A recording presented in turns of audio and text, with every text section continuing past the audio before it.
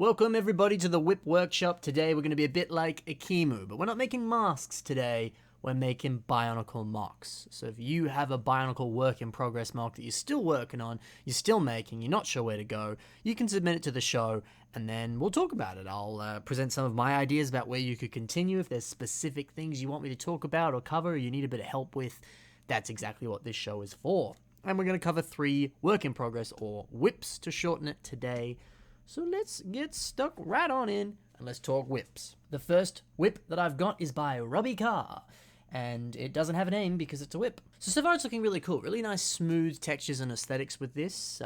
Really like the really nice flow between that Hero Factory torso there and those sort of thigh pieces and just that generic Hero Factory shell piece there. Just really nice way of kind of playing with the general kind of just shapes and kind of lines of those pieces, and placing them together, they actually flow quite perfectly one into the other there. There's no gaps. It just flows nicely, which is great to see. Really nice texture play going on there. I also like too how it's flowing into that cape, kind of almost creating this almost sort of dress-like look to some degree. I think it looks fantastic. It looks really nice. Definitely be cool to play around with some more capes. I reckon maybe a nice sort of like pauldron or sort of not a scarf, but like kind of like what Kylo Ren has in The Force Awakens, like a bit of a sort of, I don't even know what that's called. If someone knows the official name for that, by all means let me know. But the Kylo Ren shoulder cape hood thing. Or a hood. A hood's another good idea. That was probably a more simple way of saying that. Yeah, a hood could actually fit the smell quite well, I reckon. But the more I talk about that, let me actually dive on into some examples of what I think you could possibly approach with this MOC. In your email, you just said that you wanted this featured on the show. You didn't actually give any specific other details or things you wanted me to cover. So I don't know if you have a specific look plan with this. You might have just been playing with pieces and come up with this design and gone, hey, this is actually really, really cool. But I don't know what to do with it now. So I have this design in mind. This is a Mind Flare from D&D. They're just an awesome looking aesthetic for a character. The fan on my computer right now is going ham. I don't know if you can hear that. It's close to the mic. I hope not. But if you're hearing this strange humming noise, that's what it is. Anyway, this is a Mind Flare. Awesome Quarren squid-like looking face there. Super, super cool. I would love to see a design like that on this MOC here. Of course, you might be like, oh, no, I was planning on using, Onua G2's mask on this. And hey, that could work well. But I think the aesthetic you currently have is actually very similar to this image here of this sort of more flowing, not really a dress, but sort of just an evil cloak, a wizard cloak, if you will. Something like that I actually reckon could work really well. It'd be cool to put like a little minifigure shield or a little skull piece or something as a belt similar to this design here. That'd be actually pretty cool. It'd be a fun little detail, nice way to kind of tie it together. And like this too, you could give it an additional cape on the back, the more sort of red, crimson, blood red cape there. Looks quite nice in the way that it kind of flips up the top. There, kind of like Doctor Strange cape does, the little flappy bits at the top there. That could be a fun little addition too. One of the Zurg capes from one of the Toy Story sets there, that quite honestly could be a really good fit there for that cape, because it more or less looks exactly like that. So maybe give that a try, because that could work. Otherwise, yeah, a squid face like that could work well. Of course, that's a little bit more of a difficult design. You could just use sort of CCBS bones or something to create that flowing squid look. You could use tubes, maybe some flex tubes, or, maybe you could actually use some of the Lego tentacle pieces that exist, different kind of claw elements, things like that. There's a whole bunch of different options you could approach the design with there. I think the possibilities are endless, but it's just the design you want to play with. Of course, I'm imposing this Mind Flare design on you. You by no means have to follow that, but I think it's very in line with what you're doing, so could be something to try. Also, little highlights of silver on this, how it kind of looks like he's got black cloth, but then like silver armor on the top, mainly around the chest. That could maybe work here too. I think this MOC also could just benefit from being entirely, black. It could also work. It's up to what you want, but just want to throw a few ideas and see what sticks, of course. But hey, I think this is fantastic so far, and I think this look would complement your MOC well. Another look that I think could complement it well, if you don't really want to go that more obscure route, or maybe you're rewatching this episode and you're like, Cossy, I tried the squid thing, it just didn't work. Well, maybe you could try something like this. This is Darth Revan from Star Wars, an awesome character. And it's, again, a similar aesthetic, that kind of, wizard, Jedi, Sith robe look to it that is sort of in line with what you've got. But instead he has the hood and a really, really sick mask. And of course, Bionicles are all about masks. So hey, maybe that's something you could do, whether it's a custom mask that looks sort of similar to this, or, you know, an actual already existing mask that could work underneath a cloak. Maybe you could give that a go. And then you could do some more kind of fancy schmancy stuff with the kind of waist there, because Revan has that sort of red sort of flowing cloth bit that kind of comes out of a bit of a belt at the top there. Could do something like that. You could kind of play around with a few pieces, play around with different other smaller cloths in different colors and things like that. See how that works. Giving him some van braces, some armor on his wrists there. That could also work quite well. There's a few different possibilities you could try there for sure. And yeah, I think this could be very much in line with general aesthetics for Bionicle of just looking like, you know, a really awesome, cool, slightly edgy kind of character design. Of course, not all Bionicle MOCs are edgy, but, you know, it can lean into that aesthetic sometimes, depending on how you build, of course. Or you could do something super out there and crazy like a Mind Flare. Who knows? But let's look into a more Bionicle-based MOC, not just some cool pictures that we've seen. What sort of stuff could you do with actual Bionicle stuff? How could you take inspiration from that? Well, this is a MOC by Leonid Arn and is called Teridax, Master of Shadows. I love the violin on this MOC. That has nothing to do with what you're doing, but hey, maybe you could build a violin for your MOC too, but what a fun little detail. Speaking of fun little details, he has a ring and a key. That's also a fun detail. Maybe you could put little stuff like that. Like maybe this guy collects keys. He's just got a little belt of keys, or he collects the blades from his enemies and he has those on his belt or something like that. That could be actually pretty cool. Besides the point though, what I like about this is this MOC has this nice sort of elegance to it.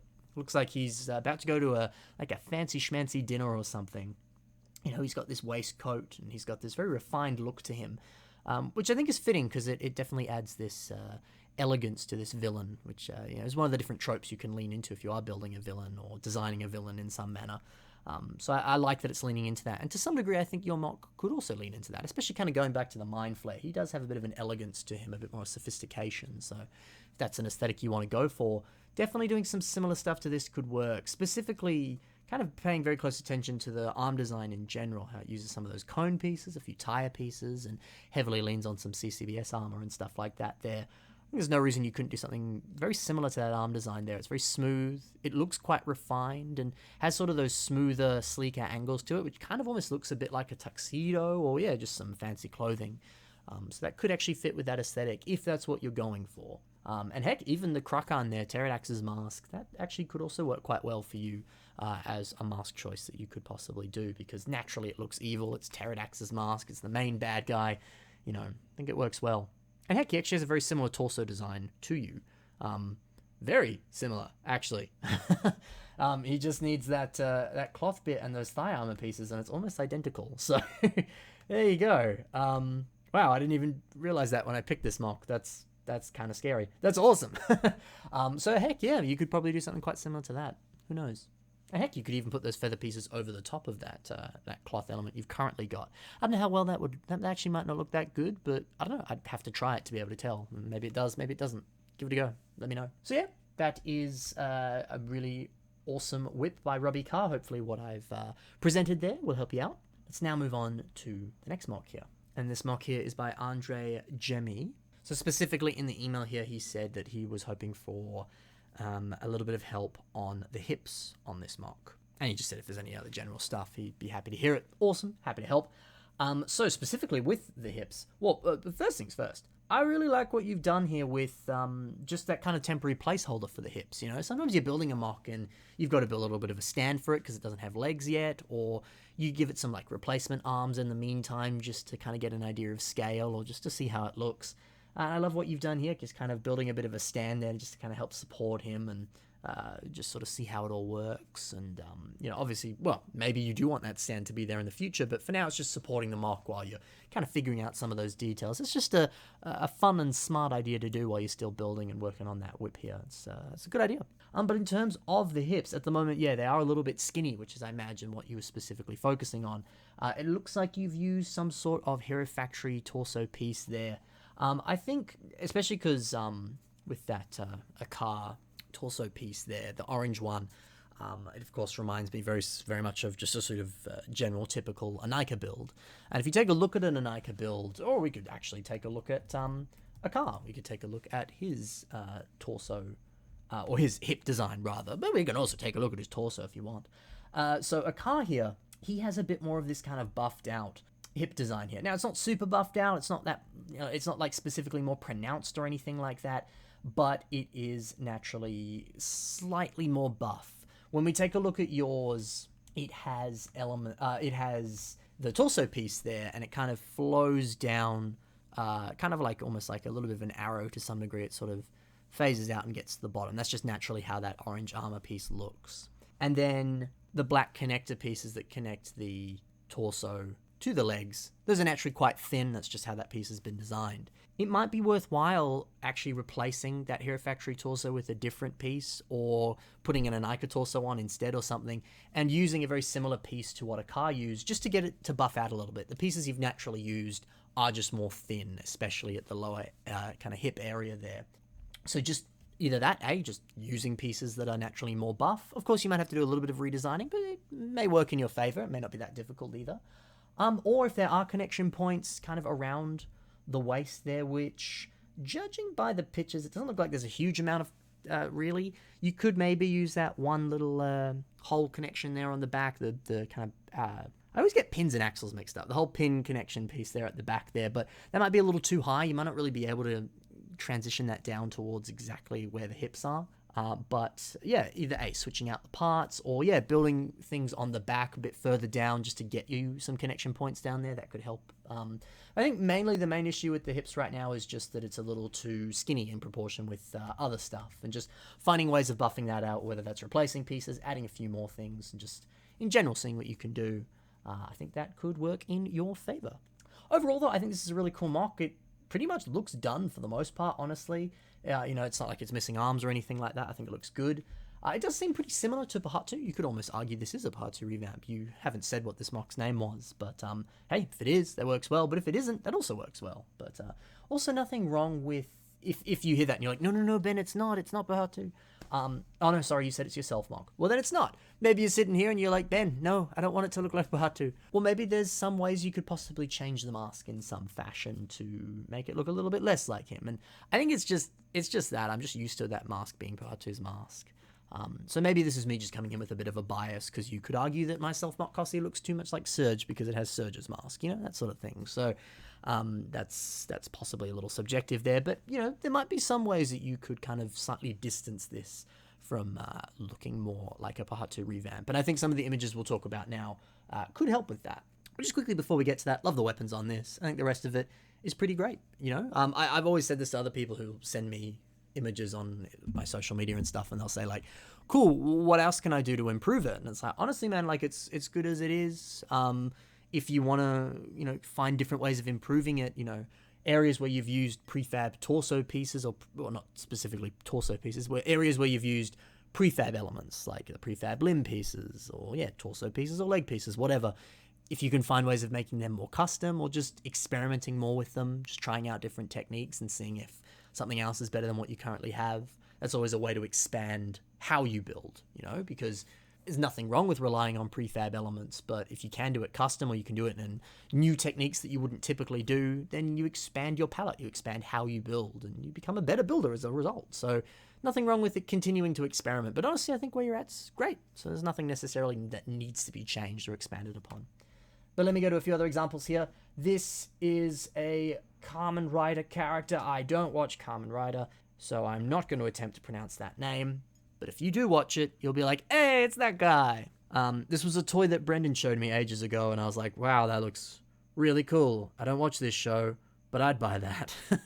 I think it's a really awesome aesthetic. Honestly, the only similarities between this is that they have orange on them. But for some reason, it made me think of this, and I was like, you know what? It could actually be really cool if you went with a bit of a samurai aesthetic. Adding those flags at the back, that could be sick.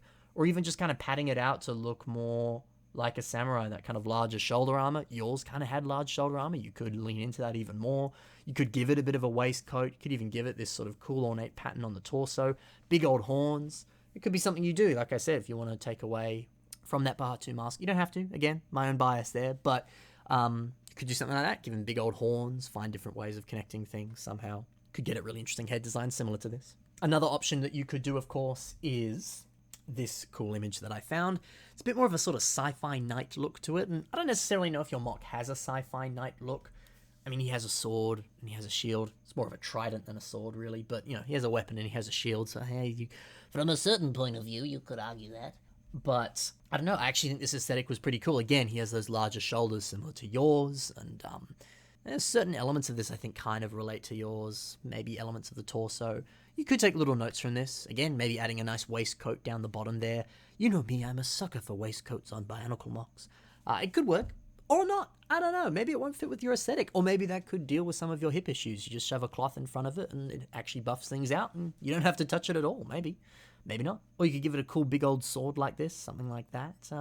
Or introduce some translucent elements onto it. Maybe that could work. Maybe it won't. Maybe we could just throw things at a wall and see what sticks. Or maybe Ben Cossy's entirely wrong and you're like, that's not the aesthetic I want to go for. Or it wasn't the aesthetic you were going to go for. But now that you think about it, maybe you will. Who knows? Try it out. See what works. Last one here. Oh, well, no, I had a mock before this. You would be amazed how many times I've done this when I've done WIP Workshop. I'm like, cool, on to the next one. And then, like, as I'm editing, I'm like, oh, I missed, like, 3 things I was going to talk about. Not mocks, but, like, examples I was going to provide. So here's an example I was going to provide that I did not miss this time. This is a mock by Marco, and it's called Doomguy. So again, this mock has sort of larger shoulders, a kind of more pronounced chest, and it uses that same kind of visor piece that you're using in Trans Blue on the head. So some elements that you could maybe take from that, you know, giving it a more sort of buffed out, sort of more kind of padded looking armor, shoulder, chest design there. Or yeah, playing with that visor piece in some fashion, giving it a more unique look, very similar to this head design here. You know, little stuff you could take from this for sure. And this is a great example of a mock that isn't too gappy. Not saying that your mock is or isn't, but you know, maybe that's also something you can play around with too. Anyway, now on to the final mock. So this final mock, it is by PFM Broncoboy. And this one actually has a name. It's WIP Overlord, or probably just Overlord. But on WIP Workshop, I don't write the names in the thing, but if they have a name, I may as well say it. Anyway, so the aesthetic on this mock is pretty cool. Kind of looks like a bit of like almost like a Minotaur head. But the coolest thing about it, I think, is this kind of funky tentacle design that the legs kind of just flow out into this almost, not really like an octopus, but maybe like a squid or something. This sort of ethereal kind of shadow, kind of wisps of darkness that kind of just fly out of the legs. And you know, sometimes that's a really cool idea as well if you're building a very large mock like this, because the torso and the arms here are huge, you know, and you're like, I don't really want to build large legs. Nothing wrong with doing something like this, kind of just giving it a more out there, unique leg design, so that, you know, if you are stretched for pieces, that could be an alternative to not have to worry about, you know, having to use thousands of pieces and try out this weird, cumbersome design. Instead, you just take an easier option, but not necessarily a bad option. If it's the easier option, it could just be the more creative option or just the smarter option with the pieces you've got. And I actually think it works really well here. It makes this mock way more unique, gives it a nice touch that you just don't see every day. It's cool. Also interesting to see some of these shots here without the tentacles, just the sort of bust of it, you know. You don't really see a lot of people do that, just building a bust, you know, not giving a mock legs, just it being a bust. Nothing wrong with that too. And, you know, hey, if you want to stop there, no reason you can't, you know. It's just not something you see every day. But you know what? Make the change. Be the change you want to see in the world, as many great people have said before, you know. Maybe you want to start making busts a thing in Bionicle. Who knows? Still, it looks really nice, really sort of refined, pronounced sort of chest design there. It looks quite organic and really cool. So I'll show you a few other examples of things and ideas that I had that I think could expand this mock forward. I love the tentacle design as it currently stands, but I almost reckon buffing out the tentacles more would be a really good idea, because currently, look at it in the same way you would look at designing lower legs for this mock. You'd want them to be roughly the same thickness as the arms, right? So I think more or less to some degree that should be the same. You might be able to get a bit of a grace period where they're not, you know, the exact thickness, but they're at least kind of close, you know. So playing around with the thickness of those tentacles, I reckon, would work in your favor here, because I think they look slightly too thin at the moment. But it also looks like they're not done because they aren't armored or anything. And maybe that was a deliberate choice. And nothing wrong with that if you want to keep it like that. But that's just my 2 cents there. And here's an image that I think kind of more effectively illustrates that. It's super cool, this image. Really awesome staff design with the kind of nice little glowing fire at the top there. That could be a cool weapon you could add. But you see this is a lot more skeletal in design. You look at the arm that he's got there, it's just bones. And then you look at the tentacles, they're roughly the same thickness. They actually look slightly bigger, but they're also sort of that shadowy, ethereal quality to them. So they're kind of sort of flowing and stuff. So it's it's a bit more hard to kind of judge the exact sizing of them there. But I think this looks fantastic, and certainly very long, large, and in charge tentacles here. But yeah, definitely elements there that relate to what I was saying about the sizing. Also, he's got a bit of like a robe or a cloth here. You could possibly introduce some cloth elements too. That's like the thing I've said on all of these mocks today, is introducing cloth. You don't have to, but I might be biased. I enjoy a good bit of cloth on a mock. But hey, this one, it actually looks really cool, and maybe a mock could benefit from it. But it also kind of has that sort of strong, muscular chest look of like a minotaur. So maybe that actually wouldn't work. Maybe this is more of a bare-chested kind of character. So hey, maybe not. But I think this is really cool. I reckon if you did something very similar to this, it would work really, really well. Even getting a bit of height on those legs too when you look at this image. Maybe that's something your mock could benefit from, or not. We'll find out. I was speaking about busts before. This is an image here, and just in terms of tentacles, just taking it in a different direction. Maybe you're building it and you're like, honestly, I don't know about this whole tentacle design thing. Maybe it would work better on another mock. Maybe you could move the tentacles, either whether you move it onto another mock or you move it on this mock currently. You're like, actually, I want to give him legs, but I want to keep the tentacles, Maybe you give him an octopus head like the Mind Flayer we saw before and put them there, or he has tentacles coming out of his back, or, yeah, you don't like this tentacle idea in this mock and you want to transfer it somewhere else. Maybe you could do something like this. It's an option, It's a bit more out there, and it kind of also relates to the bust idea before. Maybe you want to build this larger scale like this, and you only see the top part of the mock. You only see its head, then it has the tentacles coming out of its mustache. Maybe it's like that. Who knows? Give it a try, see what works, Yeah. And then one last final reference image here. This is by Anthony Wilson and is called Makuta the Handler. To some degree, I can see little elements of this maybe helping you out here. Just the way that Anthony's repeated those large tire elements there to give this this kind of beautiful flow and kind of this sort of part span, this repeated texture throughout. And not being afraid to use very large and in-charge pieces might be something that's beneficial for you as well, as to use some larger parts and experiment with having a whole bunch of them and kind of layering them and repeating them like that and seeing if that works for the tentacles or for an alternative of a leg design. Or you could do something like this where it's more of just a sort of shadowy wisp. It doesn't really have tentacles or feet. It just kind of oozes into the ground to some degree. Could be an option for you. Yeah, maybe even building a stand like this to support and hold up the mock. And it could also help you too in terms of just structural integrity. You just build it into the stand and it becomes less of an issue that way. Something you could try. That's it for this episode of the WIP Workshop. Hopefully you enjoyed. Hopefully, if you're one of the 3 builders that we talked about today, that has helped you. And by all means, shoot me a message or shoot me an email or whatever, man, if you have progressed with this WIP after the knowledge that I have provided you. And if it's helped, awesome. If it hasn't, well, feel free to message me anyway and we can talk more. And hopefully I can help you out in a more specific way in some fashion. I do have a few other WIPs in the old email there. So if... of course, I post these bi-weekly, so stay tuned for the next episode where I'll have a few more WIPs to put in. And that's the thing, I include every single WIP that gets submitted. And at the moment, there's not a huge amount, so feel free to continue to submit your mocks to the WIP Workshop if you have some. And if you want to do so, of course, you can do so through the email you're currently seeing on your screen.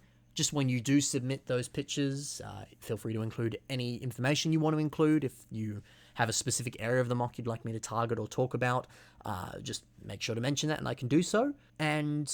also, somewhere in the email, be sure to put the word WIP, work in progress, something like that, so that I'm aware that it is a work in progress and not a submission for the Bionicle Inspiration series. So yes, there's that, but also check the links in the description. You'll find the email there, so you can always copy and paste it.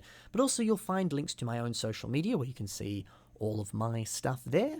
And I have a whole bunch of really fun things coming up as well.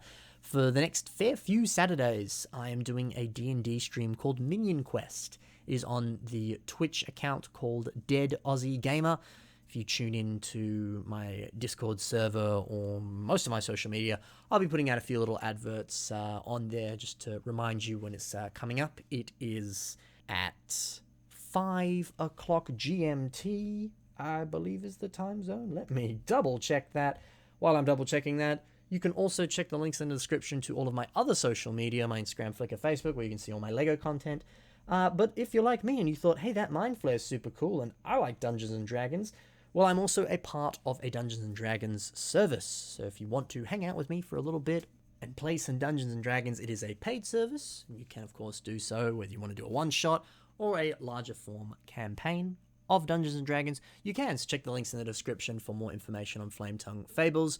Currently, we're on Instagram and Facebook, so you can give us a like there and see some of the awesome content that we are posting. A lot of those pictures and things are actually designed by me too. So if you're just like, hey, Ben makes cool stuff and I want to support him, that's easily one way you can do so. Whether or not you want to pay for the service or not, it's completely up to you. I'm not going to force you to, but hey, be sure to give those pages a like if you can.